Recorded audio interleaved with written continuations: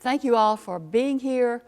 Your commitment to this important work is just so significant. If we are successful, I think, in turning this climate juggernaut around, it will be because of you, the grassroots efforts of people just like you. This morning, I want to reflect on the relationship of theology to climate change. The good news is that this past December in Paris, all of the nations of the world agreed to what you already knew, that climate change is real and that people are causing it. 195 countries adopted the first universal global climate agreement, setting a goal of holding the rise in the global average temperature to 2 degrees Celsius. Now, critics have pointed out that this goal is unenforceable. They say it's doubtful that we will be able to hold the line. I wish I could say that I disagreed, but as a poet friend of mine said, humans are a very flawed species. We've already seen the punishing heat waves, the melting of the glaciers, the fierce storms, the rising floodwaters. If we exceed the Paris target, what are we going to see then? We will see coastal cities going underwater. We will see food and water shortages that will make the current immigrant crisis seem simple to address. We'll see the increase of tribalism and armed conflict, failed states, as suffering and frightened people vie for control of resources. Why have so many books and films of late portrayed the apocalypse? Because art is prophetic of what is to come. Now, I'm a minister and hopeful by nature. However, I'm also a realist, and I'm guessing that we are in for a pile of trouble. Emissions in China and India and other developing countries are rising. Population growth is expected to peak at about 9.5 billion by 2050 from the present 7 billion, straining the planet's resources even further. So, given the nature of the beast then, what are the theological implications? Well, this would not be the first time that theological revisioning has been called for. Throughout history, seismic shifts in political and economic realms have called into question theological beliefs that previously brought people some modicum of comfort and certainty. Consider the Enlightenment, which took God out of the center and placed the human at the center. The American and French Revolutions and the rise of democracy. World War II and the creation of the atomic bomb and the unthinkable evil of the Holocaust. And now, technological transformation in our own day pushes forward relentlessly. Machines take the place of workers. New media bring the suffering of others around the world into our own homes. Knowledge is exploding while wisdom lags far behind. And now, global warming. At these times of transition, our faith is shattered. We drift aimlessly, wondering how to bring our given beliefs in line with the reality of our existential experience. But our age is unique. The 21st century is the first time in the history of the world that one generation has been given the task of keeping our planet viable, not just for ourselves, but for generations to come. We are being called once again to reimagine our theology, to reconsider our definition of what is moral and ethical as we face a dangerous and uncertain future. Let's first consider the religious beliefs that ground us historically. Now, I'm speaking of our civil religion. The concept of civil religion was introduced by sociologist Robert Bellah back in the 60s. Bellah argues that our culture has adopted a set of values and beliefs, a kind of received theology that tells us who we are as a people and how we are to conduct ourselves. From the earliest settlements, America has seen herself as the promised land, establishing a new and superior social order. That new order has to do with freedom and equality under the law, and it also has to do with the domination of other lands and resources under the guise of saving them. These beliefs are independent of our chosen religion, and for that matter, independent of our lack of religion. They constitute a quasi-religion.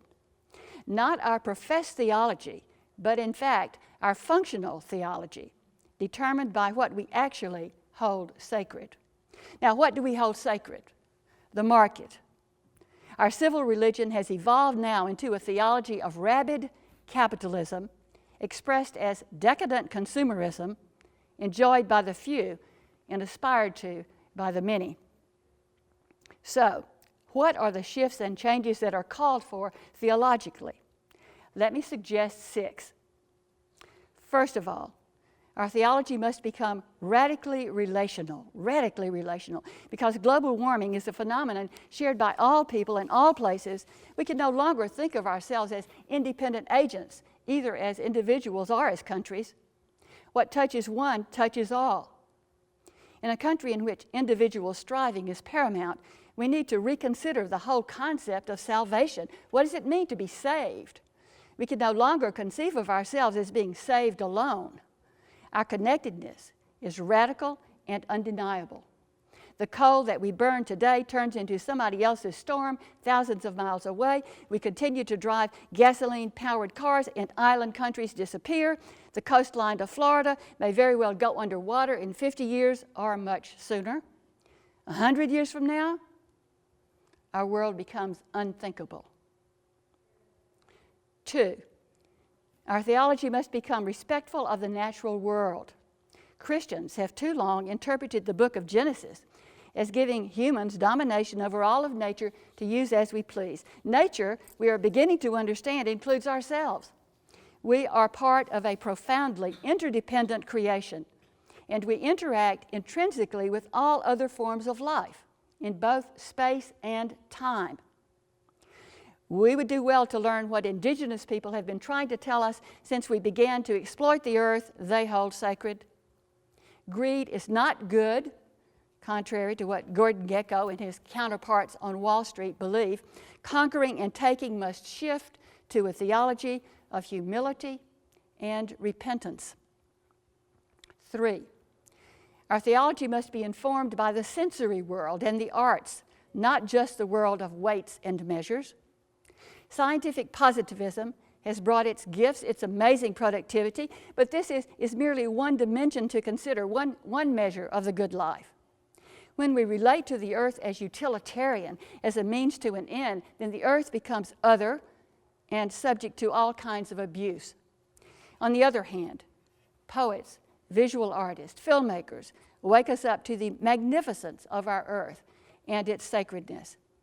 When we interact with nature as beauty, when our hand touches the bark of an old-growth tree, when we step with bare feet into a running stream, when we see a sunrise streaking the sky with red and pink and orange, as I did this morning, we understand nature as a primal force which brings both great joy and great responsibility. 4, theology must become inclusive of civic life, a perspective that encourages and empowers us to take responsibility for the commons, a term which is derived from the Latin communis, originally meaning sharing common duties. In an era in which vast amounts of public wealth have been transferred into private hands, a time in which money rules politics so completely, we must hold sacred the right of all people to participate fully in the life of the state. Our morality must not be constrained by skin color, religious persuasion, language, ethnic or class background. It's not enough to say, my children, my neighborhood, my town. Our connectedness to all living things becomes more and more apparent, as will our dependency upon one another. A civic theology will ask us to enlarge our sense of the commons to make the term ever more inclusive. Religious people need to be less involved with charity and more involved with justice. 5, our theology must address generational justice. Generational justice must consider not just the suffering of those alive now, but the needs of future generations. Evolution has produced human beings who are hardwired to fear the moment, to act in our own immediate self-interest that we might survive. We can hardly conceive of next week, much less 50 or 100 or 200 years from now. But there is no doubt that the decisions we make today will determine what kind of existence will be possible for many, many generations to come. I remember being moved by Robert Flaherty's Nanook of the North, a film that is often referred to as the first documentary. The protagonist, Nanook, moves through the wilderness of northern Canada, hunting, fishing, building an igloo. I recall the courage and humanity of this Inuit. He considers the next hunter or fisherman who may happen by, and leaves each shelter or site more hospitable than when he found it. He sees himself as responsible for those unknown ones who will come. Our stewardship, our ethic, must extend to those nameless ones who will follow us, those who will be born and live and love and die, largely dependent upon our care for the earth that they happen into.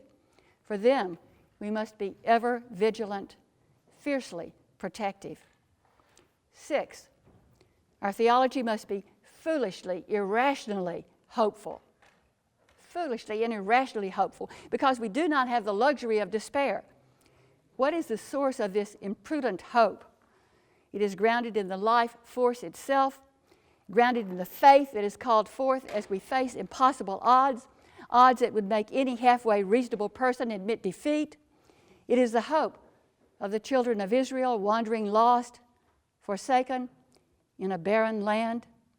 It is the hope of the shepherd boy David as he chooses a stone for his slingshot and trembling looks up at Goliath. It is the preposterous hope of Jesus as he prays in the Garden of Gethsemane. We are called simply to be faithful. We cannot count on the fruits of our labor.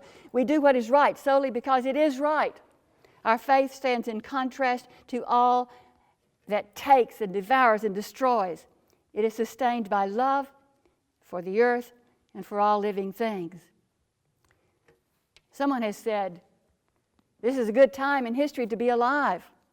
I understand that sentiment.